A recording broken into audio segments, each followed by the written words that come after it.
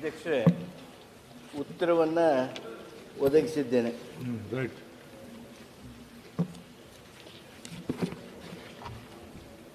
ರವಿಕುಮಾರ್ ಅವರು ಇದನ್ನು ಕೇಳಿದ್ರೆ ಕೇಳ್ರಿ. ಮತ್ತೆ ಅನಿಲ್ ಕೇಳೋ ಏನಾದರೂ. ಮಾನ್ಯ ಅಧ್ಯಕ್ಷರೇ, ಮಾನ್ಯ ಸಚಿವರು ನಾನು ಕೇಳಿದಂಥ ಪ್ರಶ್ನೆಗಳಿಗೆ ಸುದೀರ್ಘವಾದಂಥ ಉತ್ತರವನ್ನು ವಹಿಸಿದ್ದಾರೆ, ನಾನು ಕೊಟ್ಟಿದ್ದಾರೆ.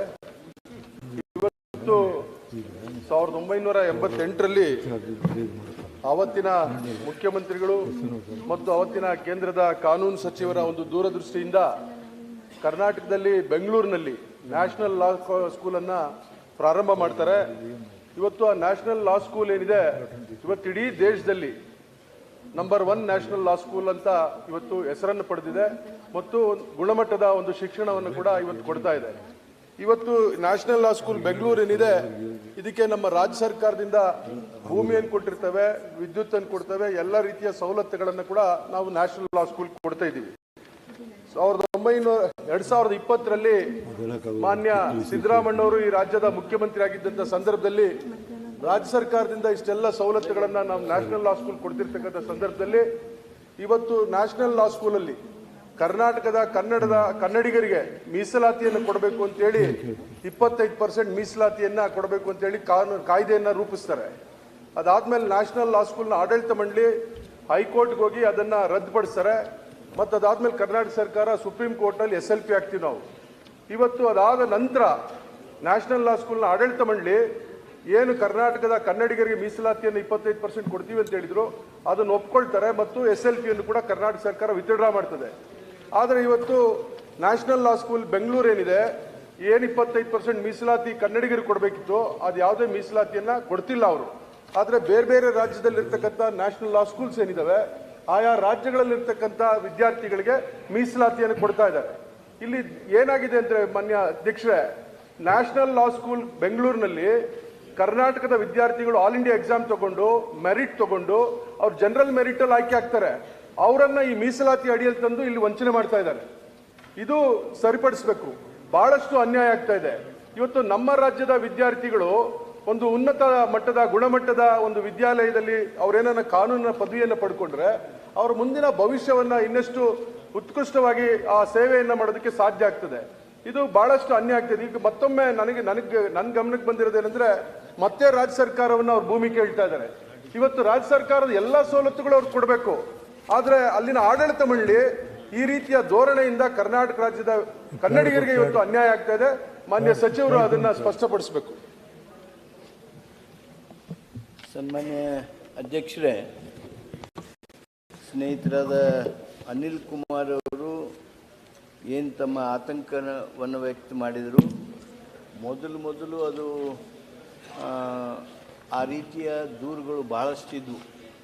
ಆದರೆ ಕಳೆದ ಕೆಲವು ದಿವಸಗಳಿಂದ ಸನ್ಮಾನ್ಯ ಚಂದ್ರಚೂಡ್ರವರು ಇದರ ಕುಲಾಧಿಪತಿಗಳಾದಂಥ ಸಂದರ್ಭದಲ್ಲಿ ಮುಖ್ಯ ನ್ಯಾಯಾಧೀಶರು, ಸರ್ವೋಚ್ಚ ನ್ಯಾಯಾಲಯದ ಮುಖ್ಯ ನ್ಯಾಯಾಧೀಶರು,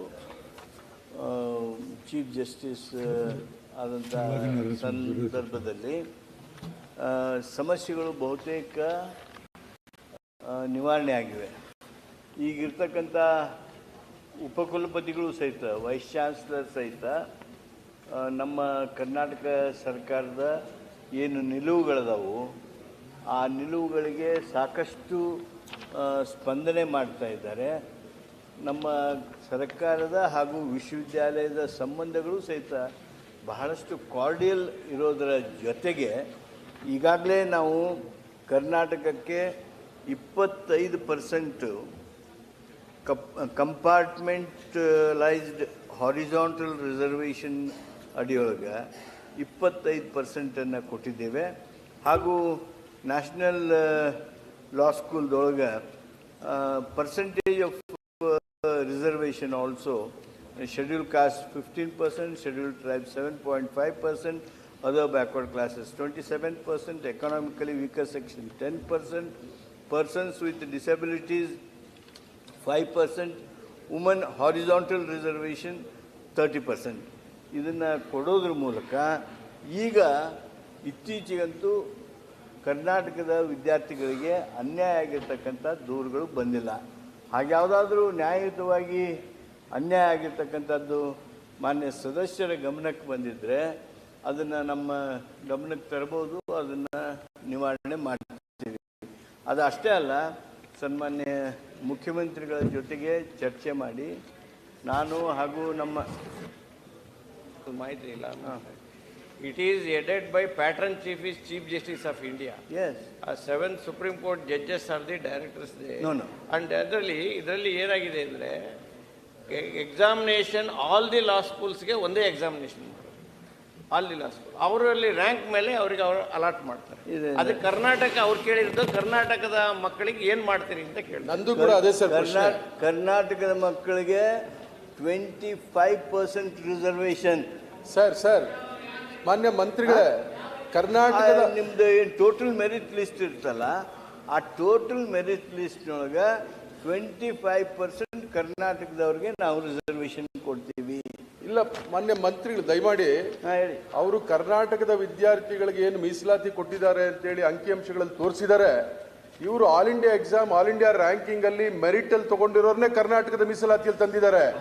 ಆಲ್ ಇಂಡಿಯಾ ರ್ಯಾಂಕಿಂಗ್ ಅಲ್ಲಿ ಏನ್ ತಗೊಳ್ತಾರೆ ಅವರನ್ನ ಜನರಲ್ ಮೆರಿಟ್ ಅಲ್ಲಿ ತಗೊಳ್ಳಿ, ಆದ್ರೆ ಪ್ರತ್ಯೇಕವಾಗಿ ಮೀಸಲಾತಿಯನ್ನ ಕೊಡಬೇಕು ಕರ್ನಾಟಕದವ್ರಿಗೆ ಅಂತ ನಮ್ಮ ಪ್ರಶ್ನೆ ಇರೋದು. ಒಟ್ಟು 25% ಮಾನ್ಯ ಸಿದ್ದರಾಮಯ್ಯನವರೇ ಈ ರಾಜ್ಯದ ಮುಖ್ಯಮಂತ್ರಿ ಇದ್ದಂತ ಸಂದರ್ಭದಲ್ಲಿ ತಂದಿರತಕ್ಕಂಥದ್ದು. ಅದನ್ನ ಅನಿಲ್ ಕುಮಾರ್ ಸರ್ ನೋಡಿ, ಟೋಟಲ್ ಮೆರಿಟ್ ಲಿಸ್ಟ್ ಮಾಡ್ತಾರೆ. ಆ ಟೋಟಲ್ ಮೆರಿಟ್ ಲಿಸ್ಟ್ನೊಳಗೆ 25% will be reserved for Karnataka students. ಆ 25%ಗಿಂತ ಕಡಿಮೆ ಆಯ್ತು ಅಂತ ತಿಳ್ಕೊಡ್ರಿ. If somebody is there at the lowest step, ಕೊನೆಗಿದ್ದ ಅಂತ ತಿಳ್ಕೊಡ್ರಿ, ಅವನ್ನೂ ಸಹಿತ ಪುಷ್ ಮಾಡಿ he will be given in that 25% reservation. ಕರ್ನಾಟಕದವರು ಯಾರು ಎಕ್ಸಾಮ್ ಅಪಿಯರ್ ಆಗಿರ್ತಾರ ಅವರಿಗೆ 25% ರಿಸರ್ವೇಶನ್ದೊಳಗೆ ನ್ಯಾಯ ಸಿಗ್ತದೆ.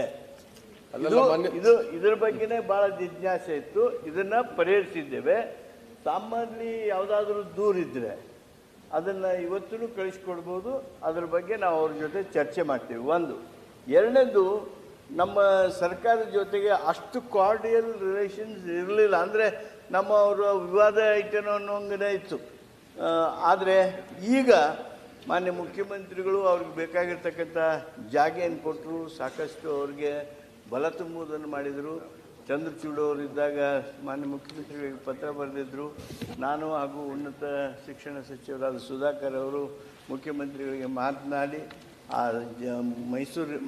ಬ್ಯಾಂಗ್ಳೂರು ಯೂನಿವರ್ಸಿಟಿಯ ಕೆಲವು ಭಾಗದ ಜಾಗೆಯನ್ನು ಹಾಗೂ ಹಣಕಾಸನ್ನು ಸಹಿತ ಕೊಟ್ಟಿದ್ದೇವೆ. ಅದು ಬೆಳೆಯೋದಕ್ಕೆ ನಮ್ಮ ಕರ್ನಾಟಕದ ಒಂದು ಅತ್ಯಂತ ಉತ್ತಮ ಸಂಸ್ಥೆ ಅಂಥೇಳಿ ಬೆಳೆಯೋದಕ್ಕೆ ಏನು ಅವಕಾಶ ಮಾಡಿಕೊಡ್ಬೇಕು ಅದನ್ನೆಲ್ಲ ಮಾಡಿಕೊಟ್ಟಿದ್ದೇವೆ. ಹಾಗೂ ಕರ್ನಾಟಕಕ್ಕೆ ಏನು ನ್ಯಾಯ ಪಡಿಬೇಕಾಗಿತ್ತು ಆ ನ್ಯಾಯವನ್ನು ಪಡೆದಿದ್ದೇವೆ. ಮಾನ್ಯ ಸಚಿವರೇ, ನೀವು ದಯಮಾಡಿ ಬೇರೆ ಬೇರೆ ರಾಜ್ಯಗಳಲ್ಲಿ ಯಾವ ರೀತಿಯಲ್ಲಿ ಅವರು ಆಯಾ ರಾಜ್ಯಗಳ ವಿದ್ಯಾರ್ಥಿಗಳಿಗೆ ಮೀಸಲಾತಿಯನ್ನು ಕೊಡ್ತಾ ಇದ್ದಾರೆ ಅಂತ ಕೂಡ ತರಿಸಿ. ಇಲ್ಲಿ ಏನಾಗಿದೆ, ನಾವು ಹೇಳ್ತಿರ್ತಕ್ಕಂಥದ್ದು ಏನಂದ್ರೆ, ಅವ್ರು ಆಲ್ ಇಂಡಿಯಾ ರ್ಯಾಂಕಿಂಗ್ ಅಲ್ಲಿ ಮೆರಿಟ್ ತಗೊಂಡು ಟಾಪ್ 5 ಅಲ್ಲಿ ಬಂದ್ಬಿಟ್ಟು ಟಾಪ್ 25 ಇರ್ತಾರೆ ಅನ್ಕೊಳ್ಳಿ, ಅವರನ್ನ ಕರ್ನಾಟಕದ ಮೀಸಲಾತಿಯಲ್ಲಿ ತಂದಿದ್ದಾರೆ. ಮಾನ್ಯ ಸಿದ್ದರಾಮಯ್ಯನವರು ಮುಖ್ಯಮಂತ್ರಿಗಳಿದ್ದಂಥ ಸಂದರ್ಭದಲ್ಲಿ 50% ಮೀಸಲಾತಿಯನ್ನು ತರಬೇಕು ಅಂತ ಹೊರಟಿದ್ರು. ಅವತ್ತಿನ ಇದರಲ್ಲಿ 25%ಗೆ ಕೊನೆಗೆ ಕನ್ಕ್ಲೂಷನ್ ಬಂದು 25% ಕೊಟ್ಟಿರ್ತಕ್ಕಂಥದ್ದು. ಇಲ್ಲಿ ನೋಡಿ, ಫೀಸ್ ಸ್ಟ್ರಕ್ಚರ್ ಅಲ್ಲಿ ಏನ್ ಹೇಳ್ತಾರೆ, SC ST ಮಕ್ಕಳಿಗೆ 4,09,000 ಜನರಲ್ನವ್ರಿಗೆ 4,13,000. ವ್ಯತ್ಯಾಸ ಏನಿದೆ ಇದ್ರಲ್ಲಿ? ಬರೀ 4,000. ಇದು ಕೂಡ ಇವೆಲ್ಲ ಕೂಡ ನಾವು ರಾಜ್ಯದ ಸರ್ಕಾರದ ಎಲ್ಲ ಸವಲತ್ತುಗಳು ತೆಗೆದುಕೊಂಡಿವರು SC ST ಮತ್ತು ಬ್ಯಾಕ್ವರ್ಡ್ ಕ್ಲಾಸಸ್ ಮಕ್ಕಳಿಗೂ ಕೂಡ ಫೀಸಸ್ ಅಲ್ಲಿ ಕೂಡ ಕನ್ಸೆಷನ್ ಕೊಡದೇ ಇದ್ರೆ ಒಂದು ಇದು ಕೊಡ್ತಾ ಇದ್ದೀವಿ. ಈಗ ಜನರಲ್ ಮೆರಿಟಿಗೆ ಸರಿಸಮಾನವಾಗಿದೆ. 4,000 ಏನು ದೊಡ್ಡ ಇದೇನಲ್ಲ, ವ್ಯತ್ಯಾಸ ಏನಲ್ಲ. ಇವೆಲ್ಲವೂ ಕೂಡ ಇದೆ. ದಯಮಾಡಿ ನೀವು ಇದು ಅವರು ನಮ್ಮನ್ನೆಲ್ಲರನ್ನು ಕೂಡ ದಿಕ್ತಪ್ಪಿಸ್ತಿದ್ದಾರೆ. ಅವರು ಏನ್ ಮೆರಿಟ್ ಅಲ್ಲಿ ಆಯ್ಕೆ ಆಗ್ತಾರೆ ಅದನ್ನ ಕರ್ನಾಟಕದ ರಿಸರ್ವೇಶನ್ ಅನಿಲ್ ಸರ್, ಕಾನೂನು ಮಂತ್ರಿಗಳು ಅವ್ರೇನು ಹೇಳ್ತಾರೆ, ಮೆರಿಟ್ದಾಗ ಬಂದವರು ಮೆರಿಟ್ ಹೋಗ್ತಾರೆ, ಮೆರಿಟ್ ಬಿಟ್ಟು 25 ಅಂತ ಹೇಳ್ತಾರೆ. ಹೌದು ಸರ್, ಹೌದು ಸರ್. ಇಲ್ಲಿ ಮೆರಿಟ್ ನೀವು ಆಲ್ ಇಂಡಿಯಾದ ಮೆರಿಟ್ ಈಗ ಆಲ್ ಇಂಡಿಯಾ ಮೆರಿಟ್ ತಗೊಂಡವ್ರಿಗೆ ಕರ್ನಾಟಕ ಸಂಬಂಧ ಬರಂಗಿಲ್ಲ, ಅವೆಲ್ಲ ಆಗ್ತಾ ಹೋಗ್ತಾರೆ. ಅದನ್ನ ಬಿಟ್ಟು ನೀವು 25% ಕರ್ನಾಟಕ ಕೊಡಿ ಅಂತ ಅವ್ನು ಅನಿಲ್ ಕುಮಾರ್ ಹೇಳಿದ ಕೂತ್ರ. ನಾನು ಒಂದು ಕೆಲಸ ಮಾಡ್ತೀನಿ ಅಧ್ಯಕ್ಷರೇ, ಸನ್ಮಾನ್ಯ ಅನಿಲ್ ಕುಮಾರ್ ಅವ್ರನ್ನ ಹಾಗೂ ನ್ಯಾಷನಲ್ ಲಾ ಸ್ಕೂಲ್ನ ವೈಸ್ ಚಾನ್ಸಲರ್ನ ಕರೆಸ್ತೀನಿ. ಅವ್ರು ಕೂಡ ಮಾತಾಡ್ತೀನಿ. ಅವರು ಸಮಾಧಾನ ಆಗಲಿಲ್ಲ ಅಂದ್ರೆ ಏನು ಮಾಡಬೇಕು ಅನ್ನೋದು ಮಾಡ್ತೀವಿ. ನಮ್ಮ ಅಲ್ಲ, ಇದು ಜಸ್ಟಿಫಿಕೇಶನ್ ಉತ್ತಮವಾಗಿರ್ತಕ್ಕಂಥ ವ್ಯವಸ್ಥೆ ಮಾಡಿದ್ದೀರಾ ಇದನ್ನು ತಾವು ಹಿಂದೆ ಇದ್ರ ಬಗ್ಗೆ ತಾವು ಮುಖ್ಯಮಂತ್ರಿಗಳ ಇದನ್ನ ಮಾಡಿರ್ತಕ್ಕಂಥದ್ದು ಅಲ್ಲೆಲ್ಲ ಕರೀಲಿ ಸಚಿವರೇ, ಅವ್ರಷ್ಟೇ ಅಲ್ಲ ಬೇರೆಯವ್ರನ್ನು ಕರೀಲಿ, ಕರ್ ಚರ್ಚೆ ಮಾಡಿ. ಅದು ನನ್ನ ದೃಷ್ಟಿ ಹಂಗಣಿಸ್ತಿದೆ. ಒಂದ್ ಮಾತು, ಇದರಲ್ಲಿ ವೈಸ್ ಚಾನ್ಸಲರ್ ನಮ್ಮ ಸಲಹೆ ಅಂತ alone he can't take decision. Right pattern chief ಮಾಡ್ಲಿ. ಆಫ್ ಇಂಡಿಯಾ ಇರೋದ್ರಿಂದ ನೀವು ಅಲ್ಲಿ ಗವರ್ನಿಂಗ್ ಮಾಡ್ಲಿ. ಕೌನ್ಸಿಲ್ ಅವ್ರ ಕರ್ಸಿ ಎಲ್ಲರೂ ಕೂರಿಸಿ ಮಾತಾಡ್ಬೇಕು. ಅವ್ರು ಹೇಳಿದ್ ಕರೆಕ್ಟು, ಅಧ್ಯಕ್ಷರು ಹೇಳಿದ್ದು 25% ನಮ್ಮ ಕರ್ನಾಟಕದ ಹುಡುಗರಿಗೆ ಆ ಎಕ್ಸಾಮಿನೇಷನ್ ಬಿಟ್ಬಿಟ್ಟು ನೀವು ರಿಸರ್ವೇಶನ್ ಮಾಡಿಕೊಡಿ ಅಂತ. ಹಿಂದೆ ಚರ್ಚೆ ಆಗಿರೋದೇ ಅದೇ ತರನೇ. ಹಿಂದೆ ಚರ್ಚೆ ಆಗಿರೋದು ಅದೇ ತರ. ರವಿ ಎಸ್ ರವಿ ಸಾಕಣಿಲ್ ಸಾಕು. ಅಲ್ಲ ಮಾಡ್ತಾರೆ, ನೀವು ಮೀಟಿಂಗ್ ಮಾಡ್ತೀವಿ ಹೇಳಲ್ಲ. ಅವಾಗ ನೀವು ಮೀಟಿಂಗ್ ಅವ್ರನ್ನ ನಿಮ್ಮನ್ನು ಕರೀತಾರೆ, ಕುತ್ಕೊಂಡು ಚರ್ಚೆ ಮಾಡಿ ಅವಾಗ ಸಲಹೆ ಕೊಡಿ. ನೆಕ್ಸ್ಟ್ ರವಿ ಸಭಾಪತಿಗಳೇ, ಮಾನ್ಯ ಗೃಹ ಮಂತ್ರಿಗಳಲ್ಲಿ 428ನೇ ಚುಕ್ಕೆ ಗುರುತಿನ ಪ್ರಶ್ನೆಯನ್ನ ಗೃಹ ಸಚಿವರು ಮಾನ್ಯ ಮಂತ್ರಿಗಳು ಸಮಗ್ರವಾದಂಥ ಅಂಕಿಅಂಶ